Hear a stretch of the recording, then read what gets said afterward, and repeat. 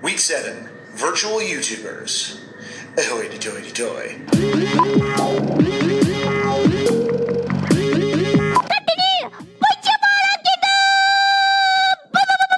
I'm Sam Sutherland, a person on the internet, and every week I'm trying to remember why it is that the internet is actually extremely sick by celebrating something that super stokes me out. And this week that thing is virtual YouTubers. Like almost everything that is interesting on the internet, VTubers have been a thing in Japan for a few years. And naturally I am just catching up now, because I'm slow and North American.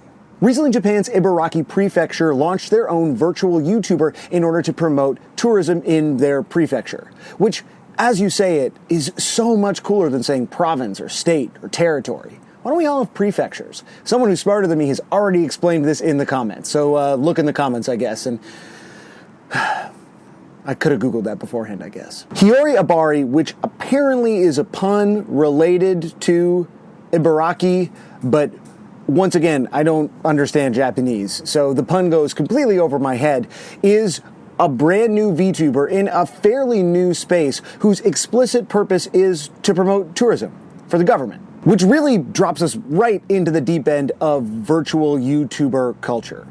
But let's maybe start in the shallow end and then we'll sort of paddle out. Kazuna AI, or AI Kazuna, is the OG virtual YouTuber. And what do I mean when I'm saying virtual YouTuber? Because in many ways, am I not a virtual YouTuber? I'm not literally in your house. Or am I? No, I'm not in your house. Utilizing actors and motion capture technology, virtual YouTubers are a virtual depiction of a YouTuber. I'm being really literal. I'm using the word to explain the word. Very helpful. I used to tag this channel as educational. Using actors and motion capture technology, virtual YouTuber videos look a lot like regular YouTuber videos, except the animation tends to look like an anime character. And instead of it being real, it's like an anime character. On channels like AI's, you see a YouTuber doing pretty YouTuber-y stuff, talking about their day, talking about the furniture that they want to buy, talking about makeup that they're into. But it's not just one person. There's a really good chance that each of these channels is actually being operated by several people who are then employing an actor to do this a lot. It seems like it's mostly hands that are being captured, and then the face. Face and hands. A YouTuber's secret weapon. I've been interested in the idea of fake influencers, not like so fake, but like literally fake influencers, since Wired published an incredibly interesting article about Lil Miquela, who is essentially, if not actually, but really the first CGI influencer. Lil Miquela is a musician and a model and many things, but mostly she is an Instagrammer. This is the platform on which she was born and thrives. But what's so interesting about Lil Miquela is that she's not a person, she's several people.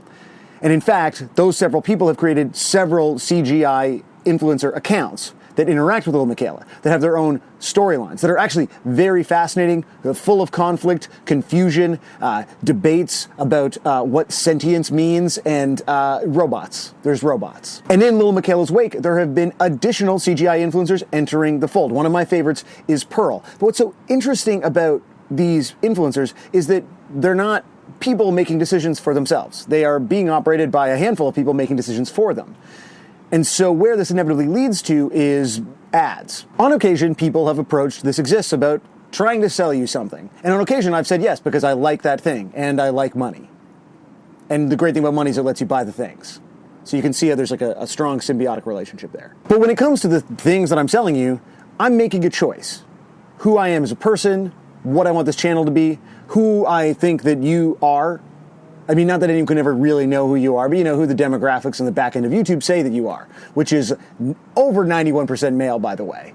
Which, like, I mean, I would have guessed, but holy. All of which is to say that I have control over what I do and what I sell to you.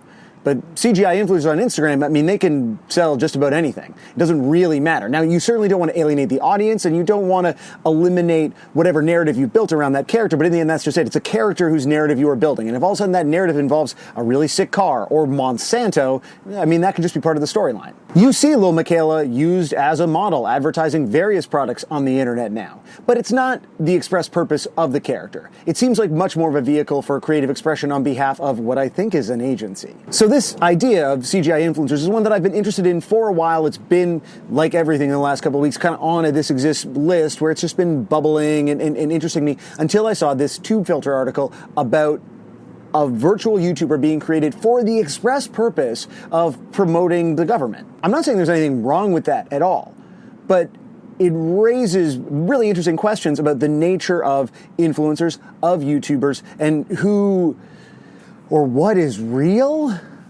I like to think that we've at least developed a relationship where you sort of trust me even though I go away for like 2 years and you wonder if I've died. But in general, right, we trust each other. But if I was literally owned by the government, which we're getting into like some deep conspiracy theory territory here, at some point you couldn't really trust anything that I had to say. So while on one hand this is a legitimately fascinating piece of technological advancement and an interesting exploration of what influencer culture is, means, can be today and in the future, I think it also raises really valuable ethical questions that we need to ask about advertising and marketing to the kinds of people that are most likely to consume this content. While the CGI influencer space has basically been dominated by like hypebeast cool guy culture, VTuber space is pretty much owned by anime vibes.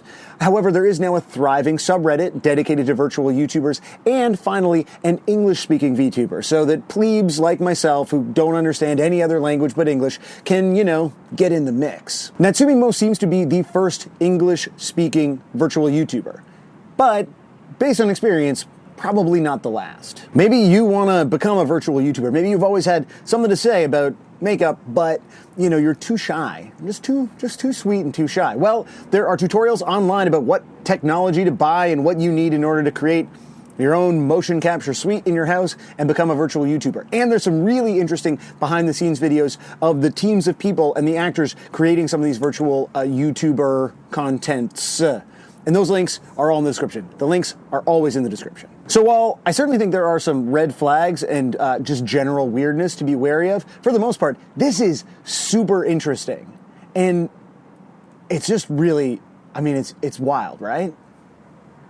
Just when you thought you had influencer culture figured out, something super Japanese happens. So thank you, virtual YouTubers, for giving me something to be stoked about this week.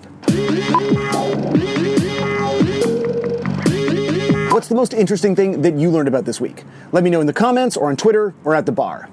Be excellent to each other and stay stoked forever.